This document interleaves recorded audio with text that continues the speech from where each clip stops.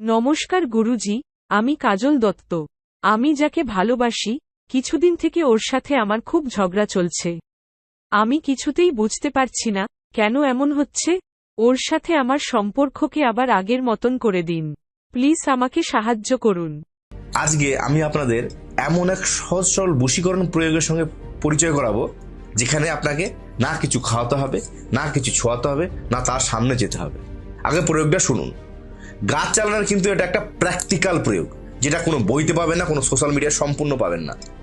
একটা রাহু চন্ডালের গাছের শিকড় তুলে নিয়ে আসবেন রাত্রি 12টা থেকে 1:30টার মধ্যে, অমাবস্যার দিন। আমি যে স্ক্রিনে যন্ত্রটা দেখাচ্ছি, এই যন্ত্রটা ভুজপত্রে এঁকে নেবেন। তার মধ্যে ওই রাহু চন্ডালের কাছে শিকড়টা দিলেন, আর নিজের শরীর থেকে পঞ্চমল, আমি এর আগেই শিখিয়েছি, সেই পঞ্চমল দিয়ে দেবেন। দিয়ে সুতো দিয়ে ওটাকে ভালো করে বেঁধে নেবেন। বেঁধে নিয়ে যে 3 মোহিনী আছে, মোহিনী দোহিনী সোহিনী, 3 মোহিনীর দোহাই দিয়ে শ্মশানে পুঁতে রাখবেন। 7 দিন পরে গিয়ে দেখবেন সেটা আর ওখানে নেই, চালান হয়ে গিয়েছে।